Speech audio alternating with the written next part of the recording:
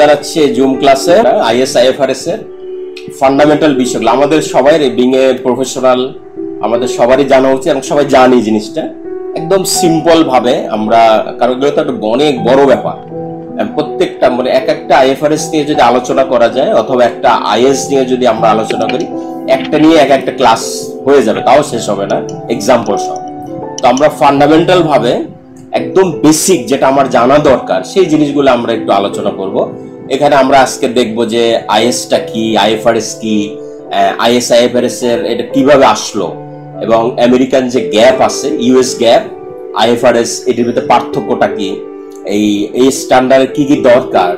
তারপরে আমরা দেখব যে এটা কি নিয়ে এটা হচ্ছে আইএফআরএস, কম্পোজিশন, এটা হিস্টোরি।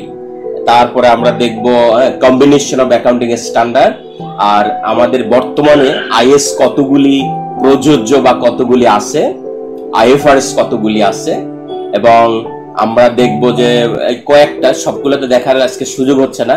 আমরা আইএস 1, 2, 7, 8, 10, 12, 16 একদম বেসিক এটা ওভারভিউটা একটু ন্যাশনাল অ্যাকাউন্টিং স্ট্যান্ডার্ড যেটা, সেটা আমাদের অ্যাকাউন্টিং স্ট্যান্ডার্ড বোর্ডের আগের ভার্সন। এই আগে ছিল এটা কমিটি, সেটা বোর্ড হয়ে গেছে। আমরা নিচে দেখব, এখানে বলতেছে দেখেন ইন্টারন্যাশনাল অ্যাকাউন্টিং স্ট্যান্ডার্ড আর old accounting standard issued by the international accounting standard board. IFRS যেটা, আইএফআরএস কি, যেটা হচ্ছে international financial reporting standard, set common rules so that, এটা কেন করা হয়েছে, common rules so that the financial statement can be consistent, transparent and comparable around the world। পৃথিবীর সবাই যেন একইভাবে একই ফরম্যাটে একই স্ট্রাকচারে দেখতে পারে কম্পেয়ার করার জন্য। এই জন্যই কিন্তু আইএফআরএস এর সৃষ্টি হয়েছে। এটা লন্ডন থেকে আসছে, লন্ডনের সৃষ্টিদাতা। তো এখানে আমরা একটু দেখি যে আইএস এবং আইএফআরএস কিভাবে আসলো। দেখেন যে 1973 সালে ছিল ইন্টারন্যাশনাল অ্যাকাউন্টিং স্ট্যান্ডার্ড কমিটি। 73 থেকে 2000 সাল পর্যন্ত এই কমিটি যে স্ট্যান্ডার্ডগুলি দিয়েছে সেগুলি হলো ইন্টারন্যাশনাল অ্যাকাউন্টিং স্ট্যান্ডার্ড। আর এই স্ট্যান্ডার্ডগুলি হচ্ছে 1 থেকে 41 পর্যন্ত। এই কমিটিটা 2001 সালে বোর্ডে রূপান্তরিত হয়, ইন্টারন্যাশনাল অ্যাকাউন্টিং স্ট্যান্ডার্ড বোর্ড হয়ে যায়। সেই বোর্ড যে স্ট্যান্ডার্ডগুলি দিচ্ছে সেটা বলছে IFRS, international financial reporting standard. এবং সে কি করেছে যে আগের যে স্ট্যান্ডার্ডগুলি ছিল সবগুলি সে অ্যাডপ্ট করে নিছে, মানে এটা তার বলে ধরে নিছে। আর কোনো আইএস আসবে না, সামনে যাই আসবে আইএফআরএস। এখন আলটিমেট বলতে গেলে সব কিছু আইএফআরএস, কারণ আইএস গুলাকেও আইএফআরএস তার বলে ধরে নিছে। এখন আমরা যদি দেখি এই যে যতগুলি আইএফআরএস আসছে, এক একটা আইএফআরএস আসে আর প্রিভিয়াস অনেকগুলি আইএস কে আস্তে আস্তে সুপারসিড করে ফেলে, ওগুলি অফ হয়ে যাবে। এক সময় দেখা যাবে হয়তো আর কোনো আইএস থাকবে না। এখন যেগুলি আছে existing is 1, is 7, is 8, is 10 এগুলি কিন্তু চলমান আছে এবং এগুলোরও কিন্তু মাঝে মাঝে পরিবর্তন আসে, কারণ এই যে প্রতিনিয়ত এগুলি নিয়ে গবেষণা হচ্ছে এবং প্রতি বছর কিছু না কিছু পরিবর্তন আসে এবং সেগুলোকে আমরা অ্যাকাউন্টেন্ট যারা আছি এগুলো অ্যাডপ্ট করে নিই। এবং আমাদের দেশে যেমন বাংলাদেশের ক্ষেত্রে এই স্ট্যান্ডার্ডগুলি অ্যাডপ্ট করার দায়িত্ব হচ্ছে আমাদের সি ইনস্টিটিউটের। এখানে দেখে যে স্ট্যান্ডার্ড, এই যে একটা হলো আমেরিকান গ্যাপ, আমেরিকা নিজের মতো করে চলে, আমেরিকা হলো তার ইউএস গ্যাপ ব্যবহার করে। এই যে আইএস আইএফআরএস এইগুলোর ভিতরে আমরা যদি দেখি যে ইউএস গ্যাপ হচ্ছে জেনারেলি অ্যাকসেপ্টেবল অ্যাকাউন্টিং প্রিন্সিপাল, আর আইএফআরএস হচ্ছে আমরা জানি ইন্টারন্যাশনাল অ্যাকাউন্টিং স্ট্যান্ডার্ড। ঠিক আইএস এটা কি হইতেছে যে গ্যাপ হচ্ছে রুল বেস আর আইএফআরএস হচ্ছে প্রিন্সিপাল বেস, মানে প্রিন্সিপালের উপর বেস করে আইএস আইএফআরএস চলে, আর আমেরিকান এটা হচ্ছে রুল বেস। এই স্ট্যান্ডার্ডে আসলে কি কি দরকার, একটা হলো আমরা দেখি যে একটা ফিনান্সিয়াল স্টেটমেন্ট বা আমরা কাকে বলি, নরমালি 5টা কম্পোনেন্ট নিয়ে ফিনান্সিয়াল স্টেটমেন্ট আমরা জানি। Statement of comprehensive income, statement of financial position, statement change in equity, statement of cash flow এবং notes to the accounts. Audited financial statement দেখি এই 5টা কম্পোনেন্ট ওখানে থাকবে এবং এইটা কোথায় বলছে? ইন্টারন্যাশনাল অ্যাকাউন্টিং স্ট্যান্ডার্ড 1 এর প্যারা 10 এ বলেছে যে আমার এই 5টা নিয়েই হচ্ছে আমার ফিনান্সিয়াল স্টেটমেন্ট। দেখেন আমেরিকান গ্যাপ আর আইএফআরএস এই দুইটার ভিতরে পার্থক্যটা কোথায়?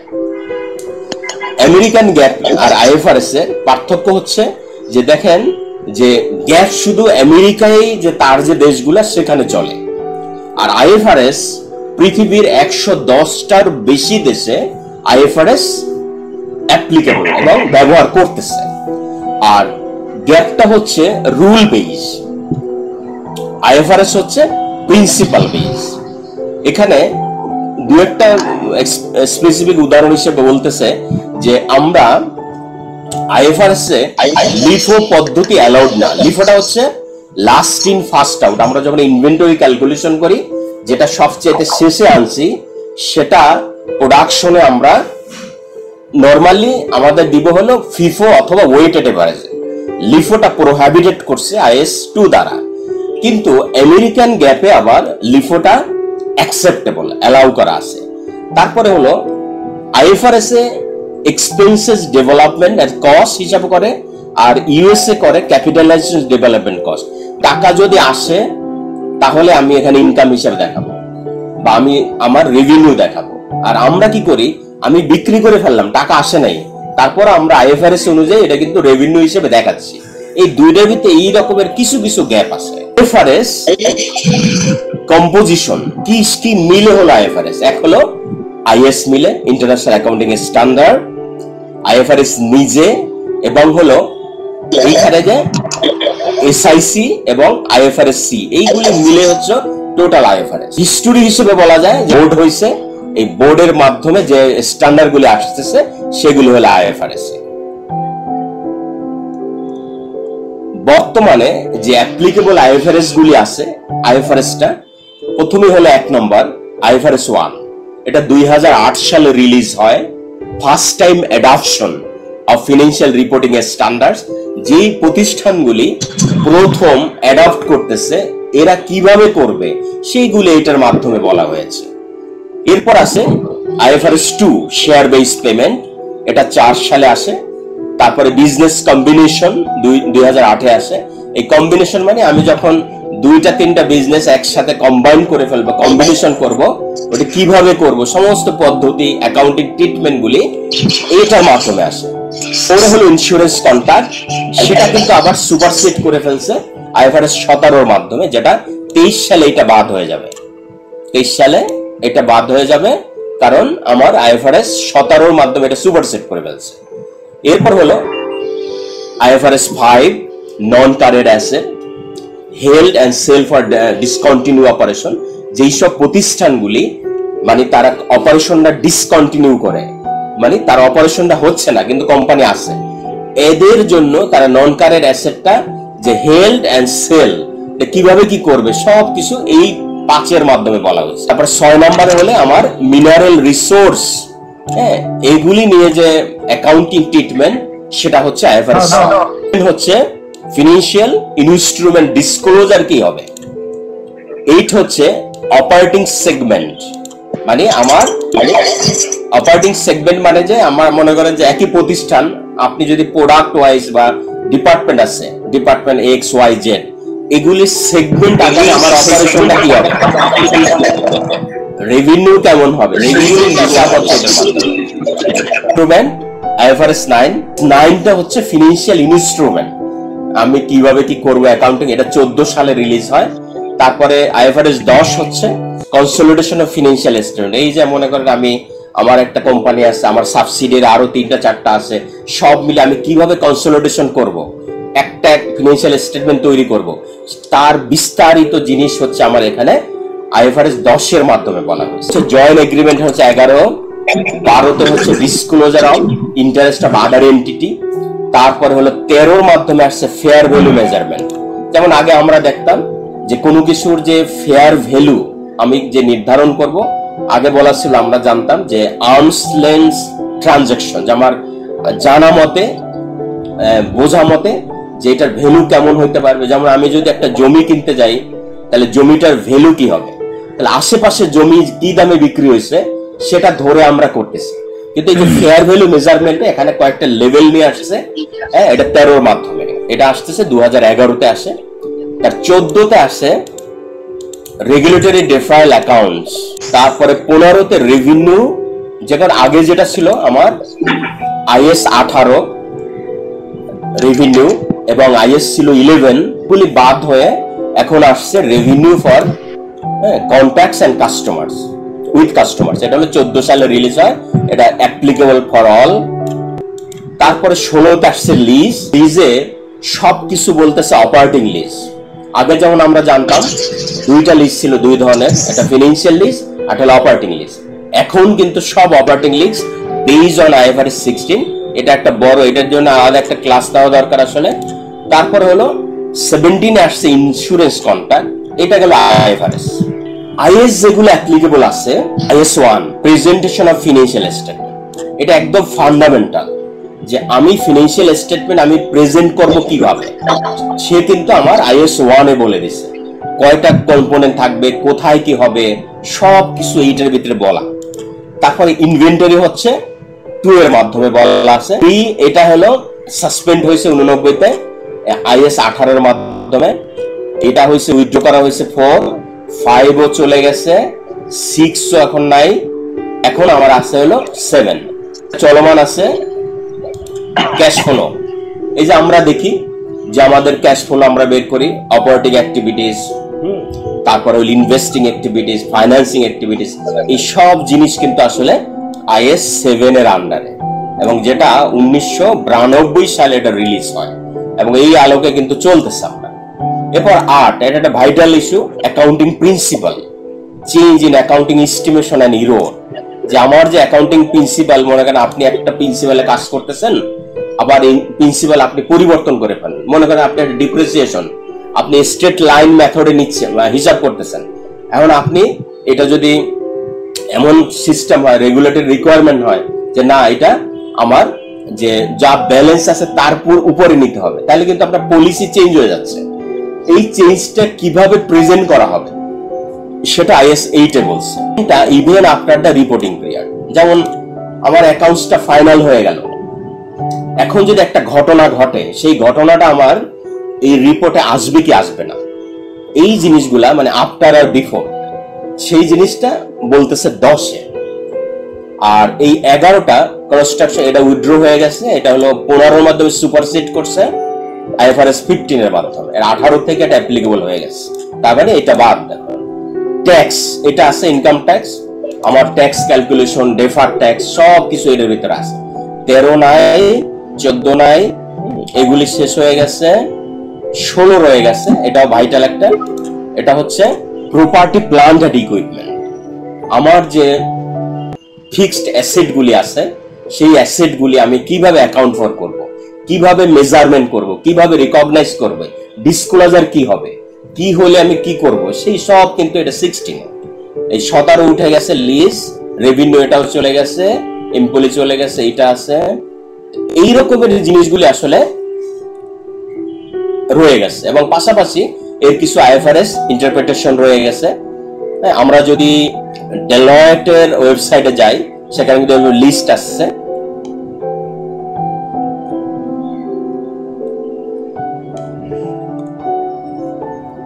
এবার দেখি adoption of IFRS in Bangladesh.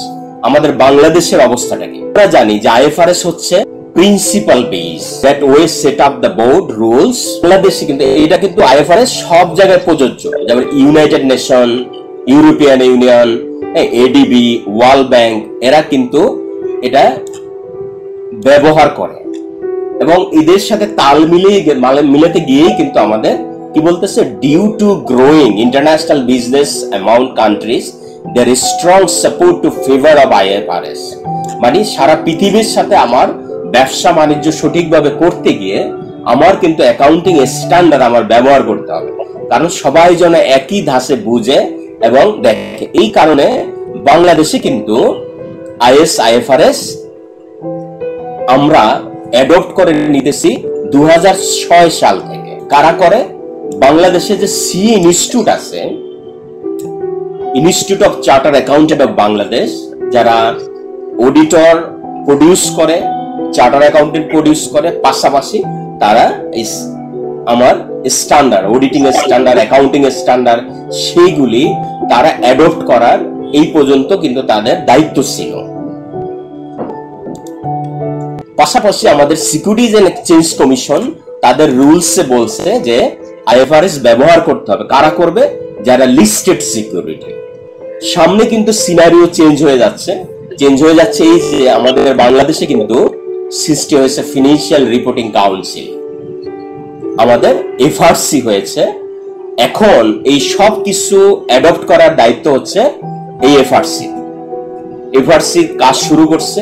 এটা 15 সালের সেপ্টেম্বরে আমার ফিনান্সিয়াল রিপোর্টিং অ্যাক্ট পাস হয়। এই অ্যাক্টের আন্ডারে ফিনান্সিয়াল রিপোর্টিং কাউন্সিল গঠন হয়েছে এবং এই কাউন্সিল কাজ শুরু করছে। এই কাউন্সিলে কারা কারা আছে? যে 12 জন মেম্বার আছে। তার মানে কি এখন থেকে সিএ ইনস্টিটিউট এতদিন যে স্ট্যান্ডার্ডগুলি ওনারা সেট করেছে সেগুলো এখন মূল মালিক কিন্তু আসলে এখন এফআরসি একটা গভর্নমেন্ট অর্গানাইজেশন, সরকার এটা হলো আসলে ওয়াচডগ কাদের? অডিটরদের, অ্যাকাউন্টেন্টদের। এখন সবকিছু এর আন্ডারে চলবে সামনে। এখানে 12 জন আছে, এটার ভিতরে আমাদের বাংলাদেশ ব্যাংক আছে, সিকিউরিটি এক্সচেঞ্জ কমিশন আছে, এফবিসি আছে, আইসিএ এবং সিএ এবং আইসিএম এর মেম্বাররা আছে, যারা প্রেসিডেন্ট, তারাও এটার সদস্য। এফআরসি এর অনেকগুলি কাজ। কি কাজ করে? যে পাবলিক ইন্টারেস্ট সে দেখবে, লিস্টেড কোম্পানিগুলি নিয়ে কাজ করবে। আমাদের সরকারের যে প্রতিষ্ঠানগুলি আছে এবং regulatory body, auditors, professional accountant, government, general public, এই সব এরিয়া হলো এফআরসির আন্ডারে। মানে ওভারঅল ফাইন্যান্সিয়াল সব কাজগুলি এফআরসি করার এখানে পাওয়ার তাকে দেওয়া হয়েছে। ওয়েবসাইটে যায় তাহলে দেখবো যে এখানে ওর কাজগুলি কি কি। এফআরসির কাজ হচ্ছে setting a standard, financial reporting, auditing, valuation and actual service. মানে স্ট্যান্ডার্ড সেট করা, ওয়াচডগ হিসেবে তারা কাজ করবে। তাহলে এফআরসি কি করে হলো এনশিওর এই যে আইএসআইএফআরএস আমি ঠিকমতো ইউজ করতেছি কিনা সেটা দেখবে।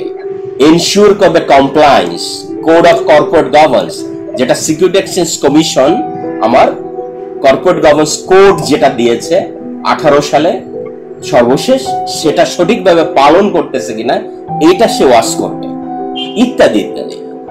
আর এখানে সে কি করবে? স্ট্যান্ডার্ড সেটিং করবে, এটা তার কাজ।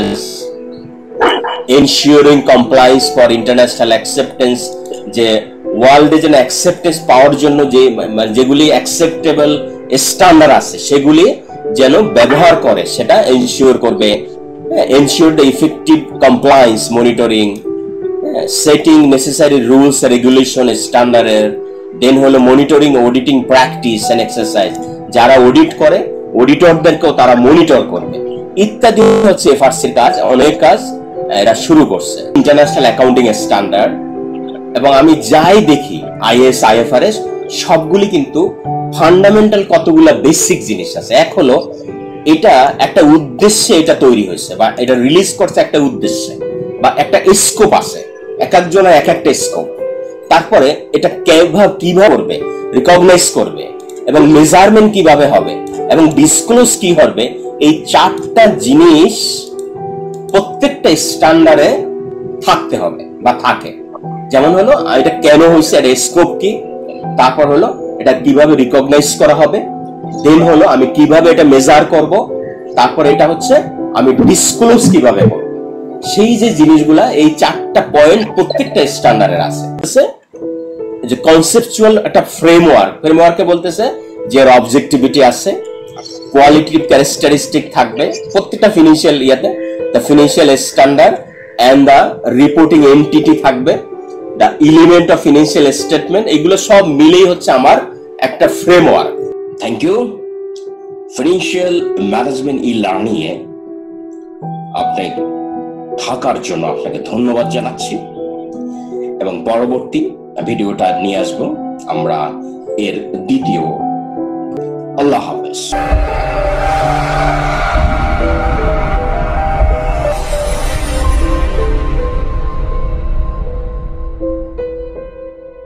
অংশকে। Till then